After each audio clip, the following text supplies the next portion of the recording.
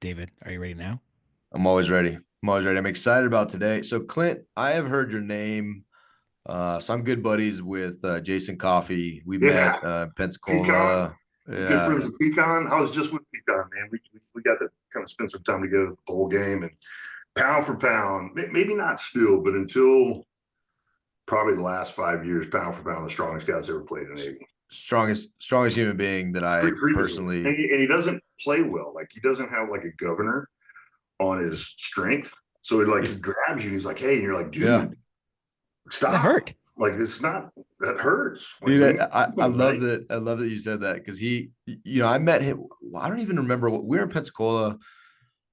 He was, I think maybe he was an instructor or something. And I was, I met him and I played linebacker as well at Yep. Navy and we just were chit chatting and it just, I started getting to know him better. I'm like, dude, you look like a freakishly strong. And then he's a humble dude, Yeah. Jesus lover, super humble guy. And so I had to do a little bit I talked to some buddies like, oh dude, that guy moves Psych. weight. That guy moves some Psych. weight. Yeah. I And didn't know. I watched him break the leather straps. I think he was hang cleaning like 405 or something. It was 365 or something. And the leather straps broke when he was doing it. And we are just like, nope. Yeah, I'm good. I'm good. But his And hugs none of us hurt, wanted to man. spot him. Like Everything hurts. you could hurt yourself trying to spot Peacock. Yeah. Like it's kind of like this is like That's good. self-preservation. You're like, man, I got hurt me trying to help you. Yeah. That's good, man. I love it. But I there's some different circles that we run in and some other folks we met out in more recently, Jason Hull and then obviously Yeah. we had Yeah. Robin Pugh on the podcast, and we just your name has come up a lot, and so I'm excited about this conversation today because I've been kind of trying to chase down to meet you for a while, and you're a busy man, which we're going to establish that, but That's home. Your love for vets and just for high performance, just athletes and military in general is a pretty amazing thing. And obviously, I played with Steve Hawley as well. Yeah. He was Lamar. there. Stu and I were in the same company as Steve, and I played football there. So Well, Stephen with him, Lamar Holly, whose son Trip is playing at Fordham now, playing quarterback at Fordham. And I wrote Trip when Trip was 1 year old. I wrote him a letter, just kind of like a Uncle Clint's kind of charter to life. And basically, I said, like, hey, a lot of people are going to push back on you on this, but you got to hold the line. One, wrestling's real. Two, Bigfoot's real. Three, don't talk to my daughters.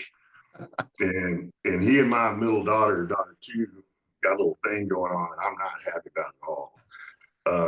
But he has inherited his dad's freakish athleticism.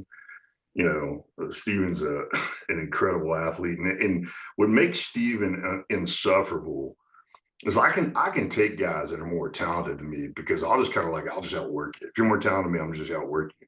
And every once in a while, you run into a dude who's more talented than you and will outwork you. And you're like, God, this sucks, dude.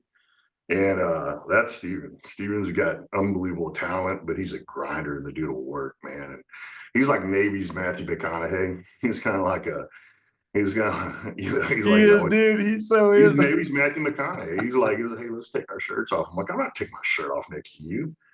Lost your mind? He's like our own little. He's Navy's Matthew McConaughey. Isn't that just the best way to describe him? That's good. That's Love good. that. Well, Clint, for those that don't know you, give us a little background. Tell our audience, who is Clint Bruce and what are you up to these days? Yeah, man. I mean, I'm, like if you go to my LinkedIn account, it says fortunate, and that's kind of really what it is. I mean, I was born in Arkansas, grew up there, was really kind of shaped in Arkansas, and then moved down to the Dallas Fort Worth area when I was in middle school to Garland, which is a kind of city. The TV show King of the Hill is based on Garland, Texas. And I tell everybody, if you're going to move from Arkansas to Dallas, Garland's the right way to do that. You feel like you're still in Arkansas. It's You're just close. close to Six Flags and Wet n Wild, and it's just great. I love Garland, and it's a really really cool town.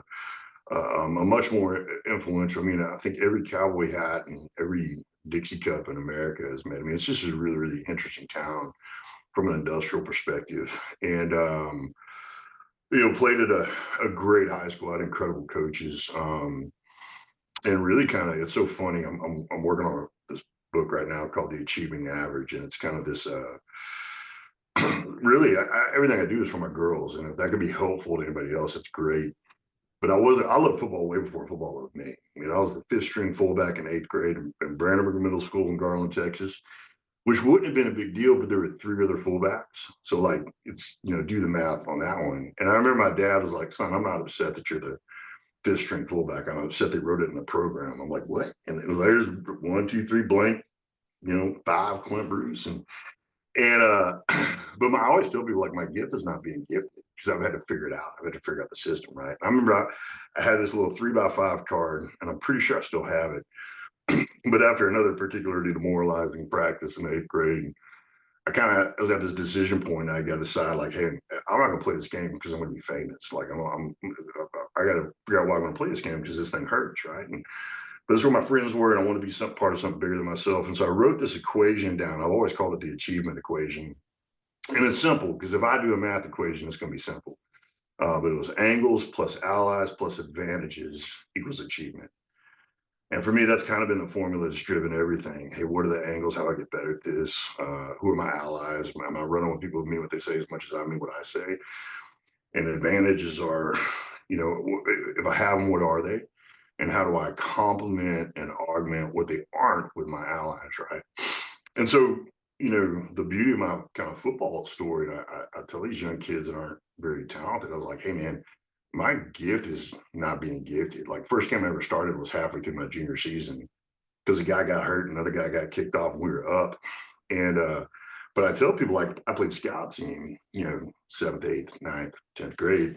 Well, the thing about scout team is you get probably 3 reps for every 1 rep that the talented friends got, and you play these different positions, right? So what I didn't realize was happening is I was amassing this institutional knowledge of the game. Like, I was always, I once said he's a really instinctive player, and I really what I was a very familiar player because I played guard, played center, played, you play all these positions, you just kind of go. And I remember going in that first snap against J.J. Pierce my junior year.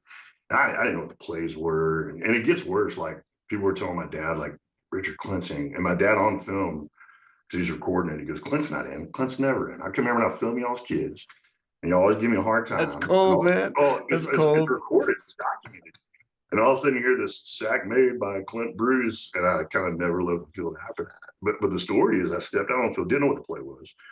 But I looked at the guard and I said, hey, man, when I played guard on the scout team, if I'm pulling, I sit back on my heels a little bit. So I just shot the gap, right? And I don't know that I love the game. I hadn't played so much and had the pressure of a really talented person my whole life. And so for me, being good at the game was still kind of new to me when I was a freshman at Navy and sophomore. And like,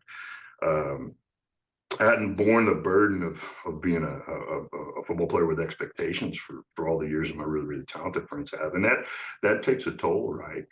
But the long road has always been better for me. So, played at a great school here in the Dallas-Fort Worth area, had some incredible players with me on that team. And I don't really remember getting recruited by all these schools, but I was recruited by some pretty big schools. And but my dad got sick my senior year, and I remember going in, and we say this pretty commonly now, but I remember going to see my dad in the hospital. My dad was like, "Hey, son, you got to make a 40-year decision, not a 4-year decision about what you do next." So I'm my oldest son, and from that moment on, the whole where I was going to play became totally different to me. And one of the questions I get all the time is like, "Hey, when did you want to be a Navy SEAL?" And I could never really remember the genesis of that. I don't remember when I started wanting to be a Navy SEAL until COVID. When COVID happened, there's nothing good that came of COVID other than I just got unbelievable amounts of time with my kids. And my oldest daughter, I remember one time she goes, "Dad, do you want to watch Magnum PI?" I'm like, "Yeah, I want to watch Magnum PI, 100%." And she turned on the new one. I'm like, "Stop it! Like, we're not watching that. Like, that's." So I didn't even know there was a new one. I guess it doesn't even exist. There's no reason that there's a new one. Yeah, and I always went back and watched the original one. And there's a scene, I think it's in the second season, where they revealed that the character Thomas Magnum played football at the Naval Academy and was a Navy SEAL. And all of a sudden, I have this hyper lucid memory of being this chubby little 5th grader in Little Rock, Arkansas, Thursday nights at 8 p.m. and watching Magnum PI with my dad. And I remember turning to my dad, like, "Hey, Dad, I'm playing football at the Naval Academy and being a Navy SEAL." And my dad was like, "All right." And so like it became like this default COA, this default course of action that I think fated me well and served me in ways that I'm only really kind of beginning to comprehend. Like never not have a plan, like a plan. And so ended up going to the Naval Academy, went to NAPS, benefited from that, emotionally, physically, mentally. My dad died at the end of my senior year. And so, you know, that was kind of the place I needed to be, as this kind of cockstrong, big, angry dude that would fight in a drop of a hat. And it had to be virtuous, though. It'd be virtuous, but it was often my interpretation. Like, you look like you're about 602. Virtuous, So like, virtuous little minority report. Like, I think you're about to do something mean. So I'm going to try to keep the coolers real quick. And all of a sudden you go to NAPS and there's some dudes that just got done mud stomping Iraq in like 35 minutes and they're staring at you like they want to hurt you. And you're like, I think you can. Like you got this fourth recon gunny with his finger in your chest and he wants to hurt you. And you're like, I've made a serious mistake. What did you ask me to do, Mr. Gunner? Sorry. This is where I needed to be. I needed to be in a place like that. And then I needed our brotherhood. And I get emotional when I talk about this. Like, the brotherhood built and saved me in a lot of ways. In that place and those coaches and those teammates and those experiences, guys like, Bats, Travis Cooley and Ben Fay, who I think is just one of the greatest leaders we've ever had. You just came off the bench in the fourth quarter and won games for us. And his son Hunter is up at the prep school now. And so played at Navy, we were really successful. We had a great senior season. We were successful in 1,000 different ways, but we became successful from a win-loss perspective towards the end of my career. We had great coaches come in: Paul Johnson, Gary Passion, Phil Emery. I think all of us would tell you, was the anchor of our experience in so many ways. And Tommy Ray and Weatherby and all these really, really great coaches that built into us and still look after us and stay in touch with us. And had an opportunity to play in the NFL a little bit.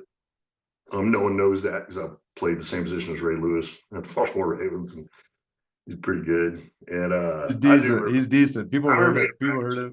And this was '97, so it was his second year, and no one knew he was going to be what he was. But a lot of us like that guy's got potential for something special.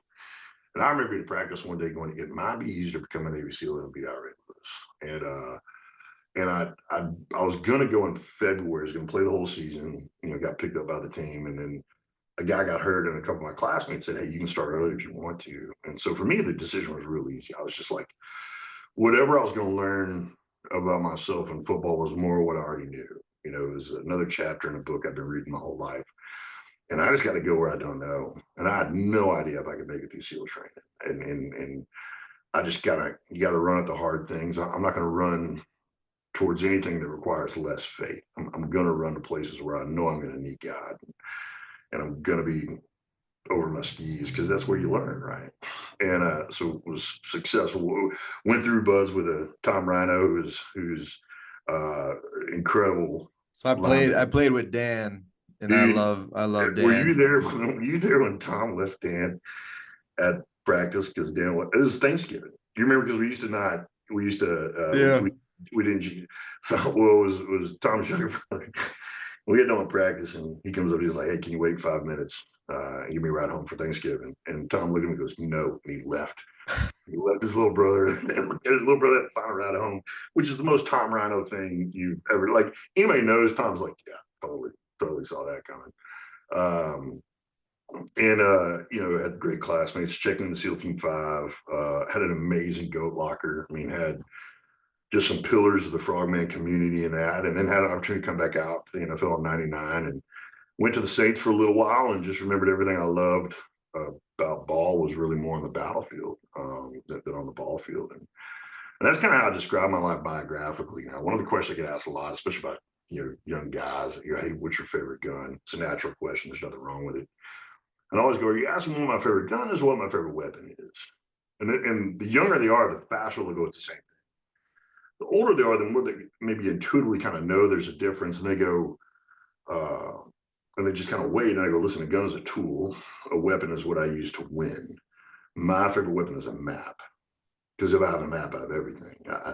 I know where the bad guy will be. I know what to come in, what to bring, what to leave, how to get home. And if I have a map, the worst I'll ever be is wrong, but I won't be lost.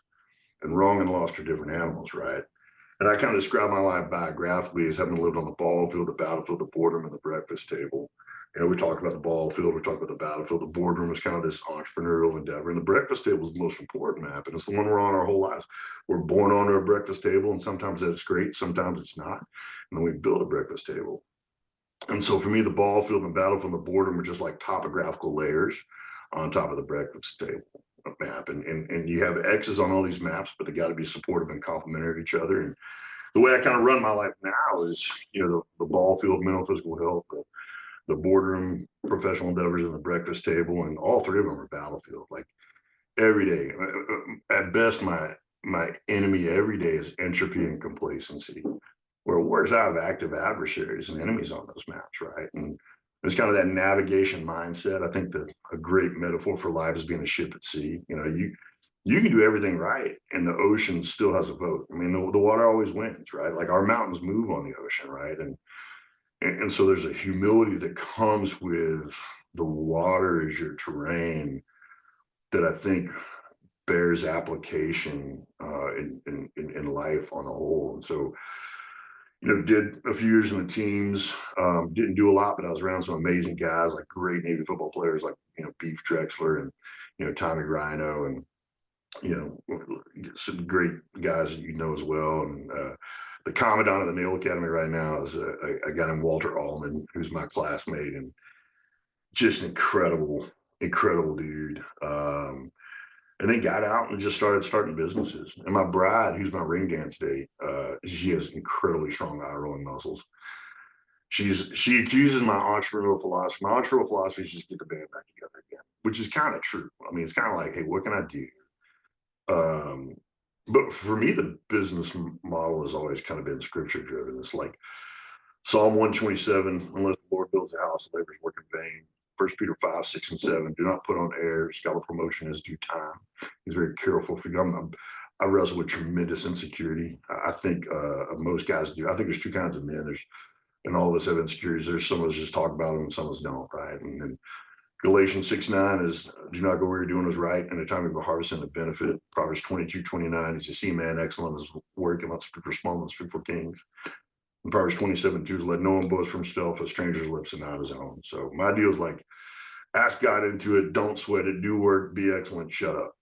And that's just kind of the system, right? And for me, entrepreneurially, Proverbs 22:29 has been powerful because when you come off the ball from the battlefield, what can you use immediately to begin to understand this boardroom map? And the boardroom map for me has always been harder. It's always been more nebulous, more difficult. The high ground has always been a little more mysterious and elusive. The meritocracy doesn't rule in the boardroom as much as it does on the ball field and the battlefield. And there's an ecosystem and an infrastructure you step into on the ball field and the battlefield that you got to build for yourself once you're in the boardroom. And so that's what I love doing. I love, giving the gouge to guys that are, a few years behind me and trying to get them where I am now, decades sooner, if that makes sense. Like, was that your question? I have a little ADHD, so I'm not even sure if I'm tracking with your initial No, man, question. that's great. It's David and I are about 2.5 years removed from getting out of the service. We both did Yeah, 20 and retired. And we thought we had life figured out. buddy. Uh, but we're still not there. I mean, Those we're getting first three to closer. 5 years after you get out, they can feel a lot like E&E. And that's where the maps analogy really kind of became important for me Yeah. is for the first time in my life, I'd never felt lost. The most lonely and scared and lost I've ever felt is when I left the ball field and battlefield and I came to the border. Yeah. Because I was moving on defined and existing maps. And, on the ball field, you have coaches and that'll get you as far as you're willing to go and capable of going. And in the battlefield, you have senior enlisted, you have guys that are a little bit ahead of you, and you step into a system, right? And it took me a little while, but what I tell guys now is look at the best way to look at the boardroom is the best way you look at the first 5 years after you get out is like a TDY, like an IA. It's Mm. another command, right? Like you don't know enough about what you want to do to commit to a particular platform. And the analogy I tell guys is industry is terrain, companies are weapon systems, leaderships are teammates, right? And Mhm. because we're used to making decisions like that. When you look at mortgage or finance or commercial real estate, it's just a terrain. Like technology is Arctic. The parallels bear out, and you look at these companies as a ship or a platform or a weapon system, and uh and they're not really that different. But I tell people, like, hold those first 5 years after you get out loosely, and look at them as an IA or a PC, a TDY or branch transfer, right? Yeah. Yeah. So There's that's my something. encouragement to you guys. No, I love it, man. There's something that I was watching an interview that you did a while back, and you'd said something that was really insightful and has stuck with me, and I think it'd be good for others to hear. And there's a follow-on question with that, but I'll just read what you wrote because I wrote it out. You said be around people who get what I don't know how to Yeah, see, and figure out what I know and how to do for them today, so I can learn from them on what I can do tomorrow. yeah, And yeah, I love that. Like, just, hey, be around people who know more than me, right? And figure out what I know, how I can help them, and then go learn what I need to do in the future. And so, like, the question with that is some of us, I mean, 42-year-old man, 20 years in the Navy, yeah, knows what he does in the Navy, but has no idea what he's good at, what he knows how to do, what his strengths are, yeah, and like what his qualities are. And we had a call the other day, last week, in our men's group, and one of them, similar track, like getting out, figuring out what he wants to do. He's like, how do I know what I'm good at? Like, yeah, how, what yeah, what are my strengths? Like, I don't know, right? Like, how do you coach someone yeah. through that? So one, I love that. I love the kind of the authenticity it takes to kind of acknowledge that internally, because we have a lot of high expectations of ourselves. Like, we're Yeah, ruthless on ourselves when we think we're lost because we're leaders, and so if we're lost, everyone else is lost too, right? right. But we're also not very fair with ourselves. Like we expect ourselves to perform at the level, 05, 06, year one, year two, when we hit this new map, right? And the reality is, and so, like, my facility down here, you probably heard about, we call it the high ground. And the high ground is like it's like a warrior we work. It's a multi it's a co-working facility for veteran and athlete led companies. And the reason I call it the high ground is because metaphorically and literally, the high ground is kind of where you always want to be, right? It's the place of perspective. It's the place of kind of shared principles and advantage, right? But what I tell people is, like, the hard skills it takes to get to the high ground on the ball field and battlefield are unique, right? From the hard skills it takes to get on the high ground on the border. But the soft skills immediately export. And that's why I love being around people who are leading at really high levels, because one, I get to learn from them, and two, I get to realize that there's a percentage of what they do that I already know how to do.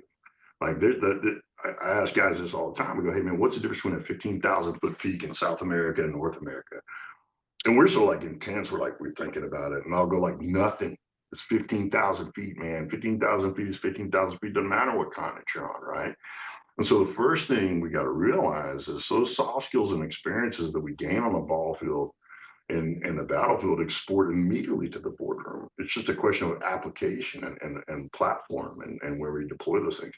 And the private sector acknowledges that and realizes that maybe better than we do, right? And to kind of bear this map analogy out further, I go, as from my land-based, war daddies, I go, hey, listen, a map of the ocean is a map. We just called it chart, right? But it's still a map, right? And there's equivalencies, like a fathom is 6 feet. I mean, there's these.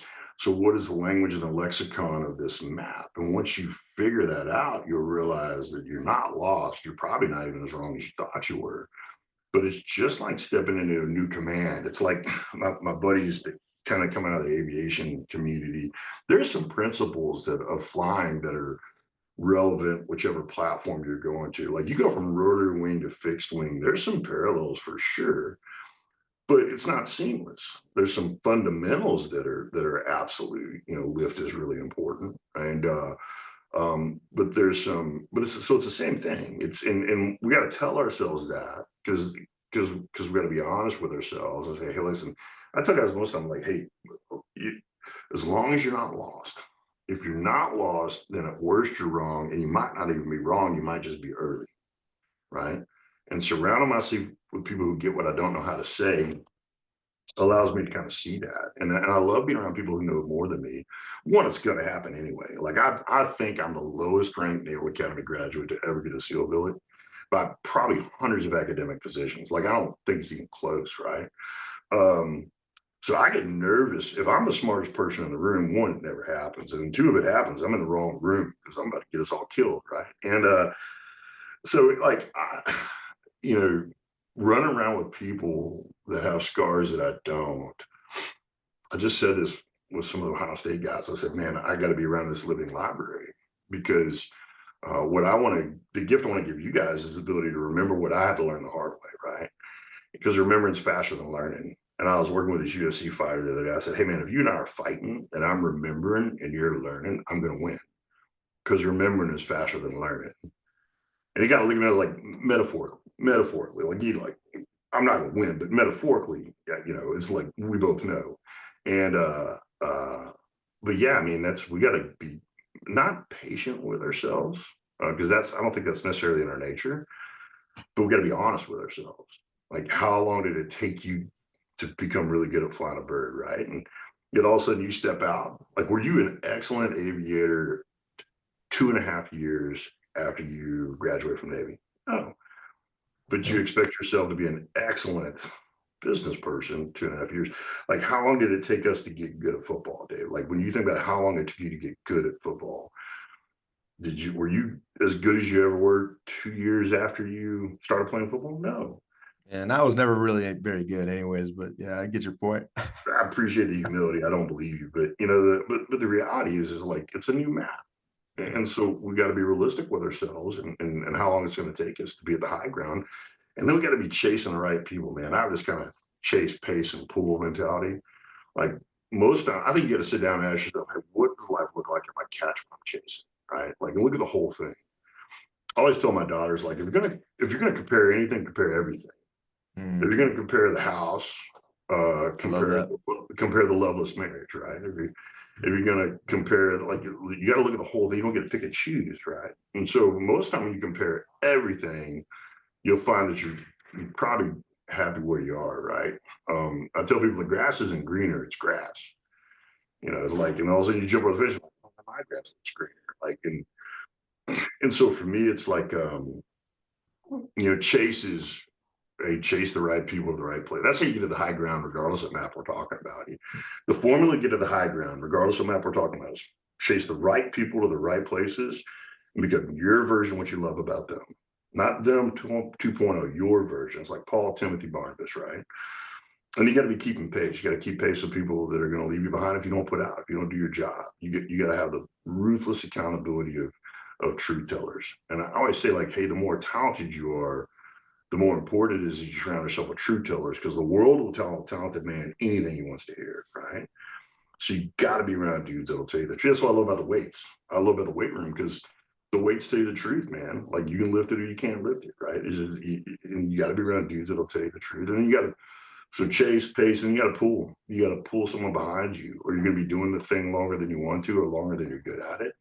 And both of those are a disservice to the thing, whatever the thing is, right? And so we grow up in that. That's an ecosystem we inhabited on the ball field and the battlefield. And I'm just telling you, it works in the boardroom, and it is the primary mission on the breakfast table, right? Like, there's probably a million people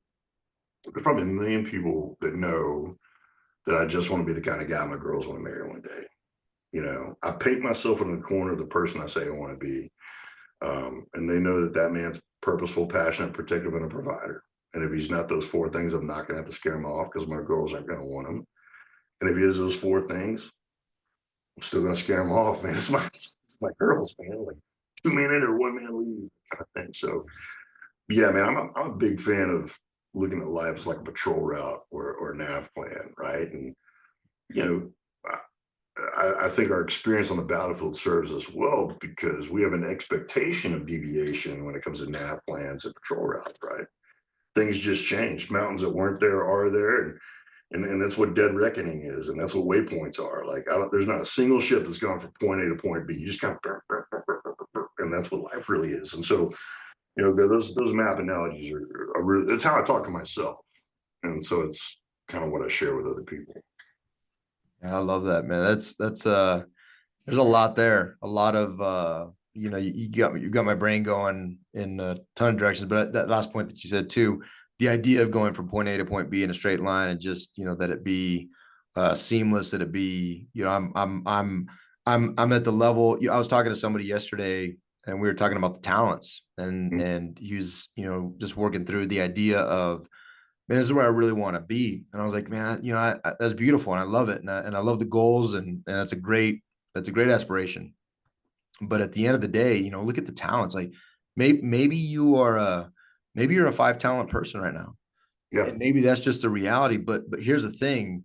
I think Jesus, he just kind of stopped the analogy, the 1, the 5, the 10. But I think there's a 20 talent, there's a 30 talent. And it just requires us the door's never going to be open to the 10 talent unless you do the work and you're diligent about the 5 talent. Maybe you're a 1 talent, maybe you're like me and you're a 1 talent, but if you're diligent and you're faithful, then the door opens to that 5 talent, and you don't recognize it. And you don't recognize it by sitting there just wishing you're a 10 talent. You realize it by, oh man, God is okay. I'm being diligent. That for me is why the achievement equation has always been so important to me. And I've always told the girls, I'm like, listen, saying you can't is not humility. If anything, saying you can't is the peak of arrogance. Because when you say I can't, what you're really saying is I know everything I need to know about myself and everything I need to know about the thing, which is kind of a pretty bold statement. Like, I'm a 50-year-old dude and I'm still learning about myself. So when you say I can't, you're speaking with such absolute knowledge as though you know everything you need to know. And that's what adventures are for, right? And so for me, that angles plus allies plus advantages is a big deal. It's a formula, it's a process. And like, I mean, listen, that was one of the secrets, I think, of our success on the football field, and the current success is like, we know often there's going to be a delta in advantages. And I'd find, I'm very specific. So for me, advantages are talent and treasure. And they go, in time, I go, no, because all talent and treasure do is give you more time. Time is the kind of this finite absolute that we're all dealing with. It's the one constant. Like, we haven't agreed on anything as a human species other than the day cycle. 24/7, 365, we haven't agreed on anything since this. So it's really the only absolute, right? Like, even these places where the sun doesn't set for 6 months at a time, they still go by 24/7, 365, right? And so all allies and angles and advantages are is about harvesting time, like this one advantage. So us in Notre Dame, we had 60 minutes on the clock, right? And what I know is, like, advantages are only 1/3 of the equation. So if you've got advantages, but I've got angles and allies, I got a chance, right? Like, I've got a majority chance. And so for me, angles are about reducing all inefficiencies, precision. The calculus of winning a gunfight is like, we don't miss as much. And as much as you think that's important, but here's a supply chain of that. If I don't miss as much, I don't have to carry as much. If I don't have to carry as much, I'm not as tired as you are when we start fighting. Like, there's a supply chain of this whole thing, right? And allies are all about delegation. Like, hey, who's better than this than I am, right? And that's what I love about when I talk about adversities. I go, hey, listen, advantages are real. They're 1/3 of the equation, but adversity collides with talent, and one of 3 things always happens. That advantage is affirmed. Hey, I'm as good as I thought I was. I'm as strong, fast, smart as I thought I was. The second thing is it's revealed. Hey, I didn't know I could, right? Like, and we learn, necessity is the mother of invention, right? I don't know a single person that's doing even an old thing a new way. And we're doing new things all the time, right? And the third thing that's happened is it gets crushed. Like, you get demolished, right? But if the mission matters more than you, what happens is you're picking yourself and dusting yourself off. You're looking amongst your allies going, hey, that was easier for you than it was for me. You do it next time, right? Like, you do that next time. And that's what I love about football and these team sports is, it's either an attrition or a reassignment model, right? Like, hey, I want to play running back. And then I'm slow and I'm chubby and I'm angry, so I don't dodge. I just run right into guys. And so I'm at an attrition or an assignment. Like, I either get out or I get reassigned to another position, right? And I remember my dad came up to me. He goes, son, if you don't have the athletic ability to score touchdowns, and you don't, I'm like, well, that's kind of your fault, man. And he goes, if you don't have the athletic ability to score touchdowns and you don't, be the one who stops those guys. I'm like, well, who does that? He goes, linebackers. So I'm like, and I was like, man, aggression is the leading. I was like, I'm done. I'm all in. Like, like my little brother's a really gifted athlete. He could have played almost any position on the football field. I could play linebacker. My future was professional wrestler, football player, roadie for like an 80s hair band that's still kicking it. You know, or something else, right? But again, it's that is I would match my advantages against adversity and take notes. And you know, and I think that's the beauty of the kind of the ruthlessness or the urgency of the ball field and the battlefield is that truth is we have these short horizons. And I think that's the other thing that makes the boardroom more difficult. If we look at the mechanics of these maps that we lived on, the horizons you're looking at on the ball field and the battlefield are pretty immediately. I mean, you get this return on effort pretty fast. As a football player, every 7 seconds, you know, you get it on a snap, and you go to sidelines, and then on the battlefield, we get these really fast feedback loops, right? And then, but for me, going to the boardroom was like flying into a fog bank without an instrument panel, right? Like that's why I love so much about aviator. I mean, rotor wing aviators scare me more than this by design. I think you guys are like, hey, let's make that chubby guy throw up. And like those 160th dudes, like, is he throwing up yet? And I'm like, yeah, I'll fake it. Just stop this, right? But it's like the analogy I use, not being an aviator, so correct me if I'm wrong. It's like you're flying nap of the earth, you know, contour navigate, and also you can fly into a cloud bank. And if we don't have an instrument panel, and that's what for me going to the boardroom felt like, right? And so for me, what I had to do is I had to create this instrument panel.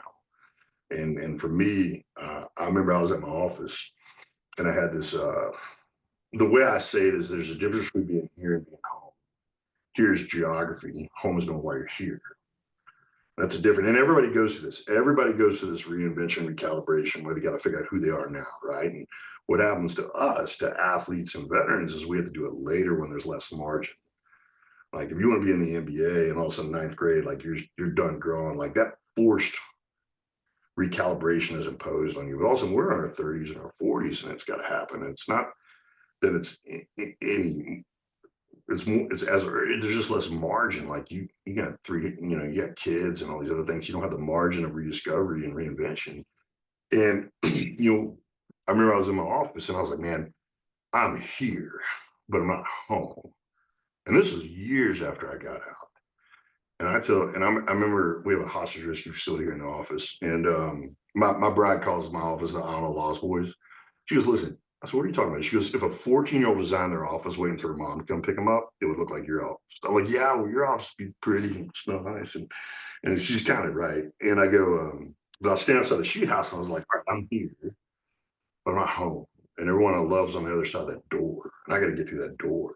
So how do I get through the door? And all of a sudden I said, I got to go C4. C4 is amazing. Like you can cook with it, you blow stuff up. I just love C4. But it became an acrostic for me.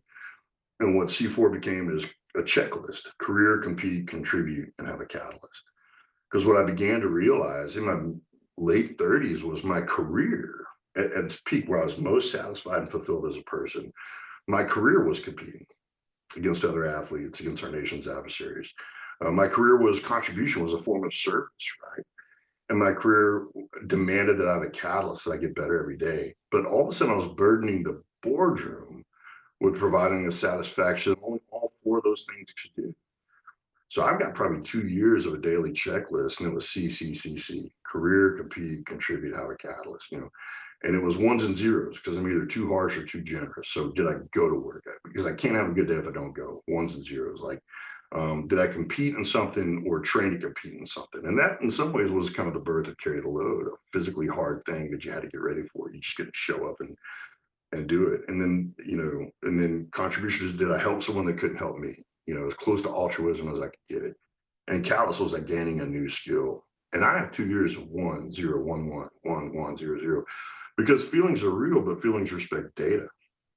And what I had to do is I had to create that instrument panel. I don't know. I'll say VFR or IFR. I don't know which one it is. It's just, whichever one sounds cool. You know what I'm trying to say. I know what you're saying. But it was the tool I used to come all the way home. And it took me agonizingly longer than it should have. And but for the grace of God and a Proverbs 31 woman and this brotherhood that we have and friends that are friends and not just buddies. I mean, I found out. I'll send you a video of the story they did on Amy and I. And I love it because it really tells Amy the girl stories. But I noticed when I first got out, my friends were just having layovers in Dallas more than I thought they would. Hey, we're going to train. We had a layover, and what I didn't realize at the time was my bride was calling, and she's like, hey, "I'm worried about Clint." And all of a sudden, like beef would show up, or Eric Frohart, or these guys like, "Yeah, we just had a layover," and they would let me know that they still love me, and I'm grateful for that. And that's how you know you're not lost, right? When you got those allies, when you keep in pace with people that are going to tell you the truth, and sometimes the truth is good. Yeah. Like sometimes I had those coaches. I was really good at pointing out the bad plays. I didn't need any help finding the bad plays. But I had coaches like Dick Bumpus, Tommy Ray, that would make me watch the good plays too. And they're like, "Hey man, did you or did you not make that sack? Or did you or did you not make that tackle?" There was no did you or did you not make that interception. Like pass defense was not a real big strong part of my game, but I had coaches that forced me to see my positives, and that's what uh, brothers will do. They'll make you confront yourself with the goodness that's in you too. And we all wrestle with guilt. And I was talking to a great friend the other day. I said, "Hey man, you feel guilty?" He goes, "Yeah." I said, "Well, that's because you're good." He goes, "What?" I said, "Only the good wrestle with guilt. Like it's if you feel guilty, it's because you're good. Like you have to acknowledge your goodness if you're wrestling with guilt, because evil doesn't concern itself with guilt." And so there's an irony here in that you feel bad, but because you feel bad, it means you're good. And you got to wrestle with that, right? And one of the other reasons I say I got to be around people who get what I'm trying to say before I know how to say it is there's a point in our lives where it's better for us to listen to other people than ourselves. Like I was with a big football team the other day. I said, "Man, I wouldn't let anybody talk to me the way I talk to me. Like I wouldn't let anybody talk to me the way I talk to me." And that's not okay. Like I got to think about that. Like, wait, you wouldn't let anybody talk to you the way you talk to you? So, so either you need to let other people talk to you that way, or you need to stop talking to yourself that way, right? And you know, these are the scar tissue.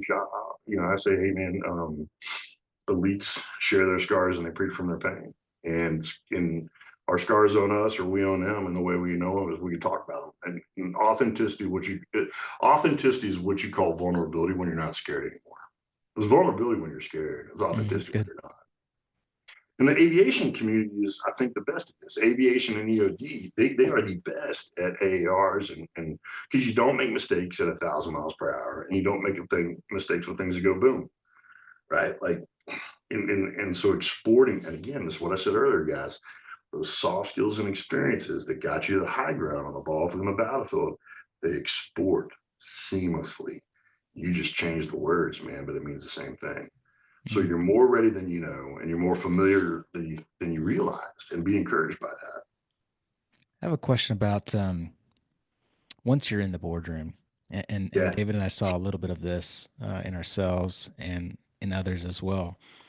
And we were high pace, high performance, running hard, building businesses, so focused on creating, building wealth. We built some real estate companies, and we were working hard, but we lost focus on what we said was a priority in our life, yeah, our family, our friends, having fun, our faith, and we got so focused in honed in on this boardroom that we lost touch with the breakfast table. sure, sure, yeah, yeah. That's why you got to have this concurrent map mentality, right? Like Mhm. you never flew a thing with just the topography of the map, right? Like, Right. and so again, it's just creating that dashboard, that fused dashboard that we abided by. And here's what I'll tell you: like, if there's time on the clock, you're still in the fight. And so sometimes we got to hold mistakes loosely once we learn from them, right? And I say, hey, shame is a shovel that Satan will use to bury you. I mean, he just loves it, right? And for me, I'm pretty intentional about what shame is. And again, I go back to time. I don't have an issue with regrets. People say I have no regrets. I'm like, well, that's dumb. That just means you didn't. Like for me, regrets are all that I wish I would have, I wish I wouldn't have, I wish I would have sooner, like all these other things. And that's mining a mistake. When we mine that mistake, that's called regret. But every second after we've mined that mistake for every ounce of value is shame. So revisiting those mistakes that we learn from in at a depth and an intensity that there's no value in, like we are wasting time. And so shame is the shovel that Satan will use when we marinate on a mistake that we've already mined for full value, and then we move on, right? Like, you know, the athlete's greatest gift is a short memory, right? And, but that's really just during the game. You know, after the game, you watch film and you learn from it a little bit more, but you don't spend time on it.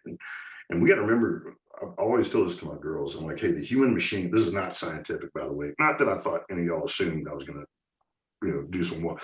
But for me, I always say the human machine has 4 performance systems with the body, the brain, the mind, and the soul. For an analogy perspective, the body is a car, the brain is a steering wheel, the mind is a driver, and the soul is his inherent sense of end state, right? The body and brain are just machines, and they abide by machine-like principles. And just like we did on the ball field and the battlefield, we got to cultivate a mind that can impose its will for a period of time over the body and the brain. In the body and the brain, they're very binary. If the brain doesn't know it's going to be okay, it's convinced we're going to die. And that keeps us alive. Like monkey brain keeps us alive, right? And we got to create this context, and we got to create these things that remind us we're not going to die, right? And so for me, to have again, that's what the achievement equation is. It's a process. It's a checklist. It's a pre-flight, pre-adventure, pre-dive, whatever you want to call it, pre-fight kind of checklist, right? Just like I did on the football field, just like I did on the battlefield. And what I think you'll find is you'll find yourself feeling at worst wrong but not lost. And the reality is, if there's time on the clock, you're still in the fight. And so we mourn mistakes, we mind mistakes, but we move on quickly because we're stealing time from those we love and depend on us most when we hyper fixate on a mistake we made, right? I had this kind of concept called championing. You put an ing on the end of anything, you make it a verb, right? Like so if you're doing championships over and over again, that's championing, right? And so, and I've been really fortunate to be around some amazing organizations. Like I got to work with the U.S. Women's National Team when Jill Ellis was coaching them when they won that award. And that's the only thing my daughters think are cool. My daughter's like, you work with the U.S. Women's National Team and you know the Vineyard Vines guys. And I was like, there's some other cool stuff behind that. They're like, yeah, whatever. And but I always say, like, hey, when you're dealing with really elite championship organizations, there's always 4 things. There's passion, talent, precision, and endurance. And the higher up you go, the less passion and talent matter. And it's not because they don't matter, it's just everybody's got it. Everybody's got passion and talent, right? So the difference is precision and endurance. And for me, I define precision maybe differently than other people. For me, precision isn't being right more, it's being wrong less. I mean, I think that's a more faithful way to articulate what really happens. Like, because there's entropy, there's fatigue, there's, doubt, there's all these, and I hate when people, he gets stronger as the game goes on. Like, no, he doesn't. No one gets stronger as the game goes on. You're just seeing someone who degrades more slowly. So precision is being wrong less, and endurance being wrong less and longer in competition. And I was working with a really, really Super Bowl coach, and he was at practice one day, and he goes, "Make no mistakes." And I kind of flinched when he saw it. He sees everything. He's just a student of humanity. And we're walking off the practice field, and he goes, "Hey, Clint, when I said make no mistakes, you flinched." And I said, "Yes, sir." And he goes, "Why?" I said, "Listen, I'm going to answer your question, but I'm not. I haven't done what you've done, so I don't know if it applies." But I said, "But these guys are geniuses. Like they're all geniuses. They're all physical geniuses, and more of them are intellectual geniuses than they know. Just their ability to comprehend, archive, reconcile at the pace they do. And I mean, there's the wiring for genius is there. Otherwise, and I said, in the special operations community, I was around geniuses all the time. They're all genius. And the worst thing you could do is deny yourself the creativity of genius. You stifle creativity when you say make no mistakes. I said, I would always tell my guys make new mistakes because I want to avail myself to the creativity and innovation of genius. And so when I say make new mistakes, what I'm saying is like do the thing you do. Like if you're Barry Sanders, you're running back, you have 2 plays: Barry run left, Barry run right. And you just take notes. You're like, oh, or this Genty kid out of Boise State is just incredible. Or Saquon Barkley. Saquon run left, Saquon run right. Just take notes. And you see stuff, you're like, okay, other guys can run that. That's a play. And they're like, nah, it's just Saquon. The reverse hurdle, like that's not a play. That's just, Saquon. And but when you say make new mistakes, you're giving genius permission to create, but you're demanding that they're a pro. Because in order to make new mistakes, what do you got to do? You got to know everything about your old ones, right? And so for me, I think anything that we say to others, we ought to say to ourselves as well. So hey, I'm not going to make no mistakes. My name's not Jesus, but I'm going to try to make new ones. And even if I make mistakes repetitively, there's generally something different within that supply chain of the mistake. I mean, and so it's not this, I can't tell you how many arguments have been with my wife in the almost 28 years we've been married and 30 years together. But there's always like a little bit of a difference, right? So what I do differently, and I try to be intensely practical. Yeah, I remember I was with a football team, and there's this really guy named Todd Heap. He was a great tight end, really great tight end. And he was with Arizona, and he goes, he's about to become a dad, and he goes, "Hey Clint, how do I make sure I'm as good a dad as I'm as a tight end?" I'm like, "What are the reps?" And it's kind of one of these extemporaneous questions where you feel a little bit like a hypocrite because you're answering it real time and you're realizing you don't do it either. I said, well, there's reps. You mass these reps and you rehearse them, you perform under pressure. So what are the reps to being a dad, right? What are the reps to being a husband? And I was flying home that day. I was like, I'm going to be a lead husband. I went to my bride and I said, babe, I'm gonna do 10,000 things that a lead husband does. I said, I don't know if I've done 10,000 things. She said, you haven't. I'm like, well, I wasn't asking you. I was saying, perhaps maybe I'm like, but here's the reps. And I go, hey, I'm gonna take you on a trip once a quarter. And I started listing these 5 things because my lists only have 5, like, because this has got to do this, right?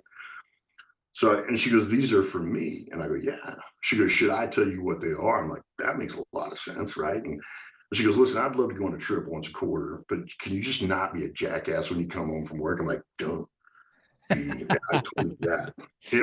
But guys, I'll tell you, if you're in my life, my wife and I go every year, I go, hey, give me 3 and I'm going to choose 2. And these are the 3 things I let her know she's mine. And the way she wants me to, and then 2 ways the way I want. And it's right here, man. It looks like an off-season weight program. Like I count the reps. If I want to be an elite daddy, I'm going to ask my girls, like, how do I love you in a way that lets you know you're mine? And here's your 3, and then I pick 2, and my bride, and like my bride's yelling at me. I'm like, well, I haven't gotten a rep in like a week. Like I know it, right? But we were raised in a weight room, and we know how to do these things. And that's why, again, I tell you, like, you're closer to the high ground than you know, or at least how to get to it. Because these things that got you the high ground involved in the battlefield, there's a meaningful percentage, 70 to 80% of them apply. And that's why I love putting CEOs around. Like we have a shoot house here, and a CEO is intimidating if you're like a 23-year-old Lance Cooley, right? And he's a CEO of a company. All of a sudden you sit in a shoot house, and that CEO's like, hey man, what do I do? Like this 23-year-old Lance Cooley's like, just do this. And what happens is this equilibrium sets in. And everybody just kind of realizes, like, you're just a dude, right? And that's that Proverbs 22:29. And for me, because what happens is this CEO is like, man, if I just prove myself as a man, I wouldn't have these issues. And this guy's already like, if I just had his money, I wouldn't have these issues. And then they kind of realize it's neither one of those things. And so, like, for me, the high ground is what I call an apex predator watering hole for broken mighty men and rich young rulers, both of us on what the other side of what we thought God was. And I'm just kind of sitting there smiling. And guys, I was like, hey man, there's a hole in your soul that only God can fill. And we had a great pastor, and he talked about this, the rich young ruler talking to Jesus. And throughout my childhood, whenever I heard that conversation, for me, it was like an immediate, like, hard pushback by Jesus to the rich young ruler. But our pastor, JP, who's down in Waco now, he goes, I don't think that's what it was like. I think Jesus looked at him and goes, oh man, there's nothing you can do. You can get a camel through the eye of a needle, like, but that's why I'm here. I'm here so you don't have to do that. And like, it was this gentle reproof. And the minute I heard that, I was like, oh, right. Like, there's so much I don't have to do because Jesus did, right? And It's not about giving myself a pass because of that. It's just like, for me, there's lost, and then there's wrong, and there's home. And I've always said there's no X on the map you get to where everything's great. There's no house, spouse, car, job. What I believe is there's X's on a map worth going to and people worth going with. And you bounce around towards Jesus till you meet him. And once you realize that, you give yourself permission to kind of, one, know that this place isn't heaven. John 16:33, we'll have, like, this place isn't heaven. And the more we try to make this place heaven, the closer it comes to becoming an idol. And God's really clear on what he does with idols, right? God has a habit of giving us what we think we want. We saw it when Israel's like, we want a human king. God's like, I want to be your king. No, we want a human king. God's like, I'll give you what the world would say is the best king ever. Here's Saul, 6'3", beautiful, and he's going to give you the best a man can get you, right. And so for me, I mean, like, guys, just you're not lost on any of the maps, and you're probably not even as wrong as you think you are. What you are is new, and you might just be early, and that's why you got to surround yourself with people who've been on this map longer than us. Like 101 in special operations, if you're going to a new place, you take an indigenous guide. That gal in Predator, like, to the chopper, do it now. Like she's why they all didn't die, right? She knew how to get to the chopper. But we all need that, and that's why we shouldn't be alone. And that's why I love, like, whatever jobs you're doing now, just be where you want to build your family and around someone you can learn from. And then try your hardest, because profit isn't purpose, no matter how much we try. Now, profit's important. Like, profit is bullets. More bullets, bigger targets, right? You can't down targets without it. But in and of itself, I mean, having bullets just to have bullets, you get made fun of in our community if you come back with all your bullets every time. You're like, oh, you didn't get any fights, did you? Unless it's your recon, because recon's different, right? But yeah, I listen. I could go. I want to be good with y'all's time, and I mean, I could talk about Likewise. this stuff all day long, man. So I apologize if I rambled a little bit, but if you know anybody who knows me, they should have told you there's high. No, man, I've got my pen and paper here. I'm just taking notes. I'm just putting quotes and stars and underlines and all kinds of stuff. I'm just Well, let's I'm do it just here again, for man. you. I mean, listen, that's the cool thing about this technology thing is we just, if I can add value, I'm happy to come back on. I love what you guys are doing. I mean, you're giving people a terrain fam. You're giving folks the gouge. And I tell guys all the time, I was like, hey, if you have my scars, one of two things happen. Either I'm a coward and I didn't share my scars with you, or you're a knucklehead because I told you and you did it anyway. Now, I will confess you have plenty of scars, exactly where good men told me I'd have them. I'm like, yeah, but I'm Clint Bruce. And I come back 2 weeks later, I'm like, apparently being Clint Bruce doesn't mean anything. It Doesn't mean might make jack. it worse, right? So that's just being a man. That's just being a dude whose name isn't Jesus, right? Love it. But I'm proud of what y'all are doing, and I'd love to be helpful if I can. Yeah, thanks, brother. This was amazing. I appreciate it. Um, Hey, where do people find out more about everything you're doing? We didn't even get into any of the businesses and companies that you're running and all the Well, amazing that's stuff. just Like, his derivative, man. yeah, That's just the platforms and all this other stuff. We've talked the most about the most important thing is cool. the angles, allies, advantages, and the X's on the map and where we're going. I have an Instagram account. My daughter's told me that. It's called Real Clint Bruce. I got to figure out how to log into it. Nice. LinkedIn's probably the best Cool. way. There's clintbruce.com, but it's just super weird to me. I just did that so the Chinese don't take it. And Communist Party Chinese, not Chinese, Sure. the Communist Party Chinese. And but yeah, I mean LinkedIn, and then I'll send you a link to other things. But I built an app. No, that's what I need to tell you. Well, let's be clear. I didn't. Clint's not over here coding or anything. But You got somebody else smarter than you to do it. I'll send you a link to this app that we All right. built, because I hate social media, but I love staying in touch with people. And so this app is just how we stay in touch with people. Because I'm just not the guy that thinks everybody cares what I think. But if you're on this app, then you do, and I'm happy to share. So I just read. There's a scene in Chronicles of Narnia that was incredibly profound to me as a young man, and I read it to my daughters as I was growing up. And it's the scene where all the kids realize that Aslan's a lion, and they're kind of coming to that awareness. And she's like, Aslan's a lion. Is he safe? And Beaver's like, course he's not safe. He's a lion, but he's good. And for me, um, safe is dangerously close to apathy and appeasement and accommodation. And those things are gentle forms of permission, right? And so for me, it's not about being safe, it's about being good. Um, and so I share stuff like that on there. And that's probably the best way if I had to give an answer. Awesome.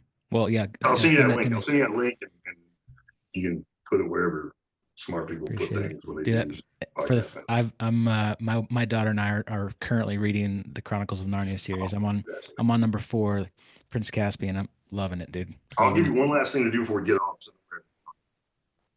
Well, no, this is that you asked me a question for the second session. I'll tell you what I'm about to tell you in this second session thing you told me Sounds about. good.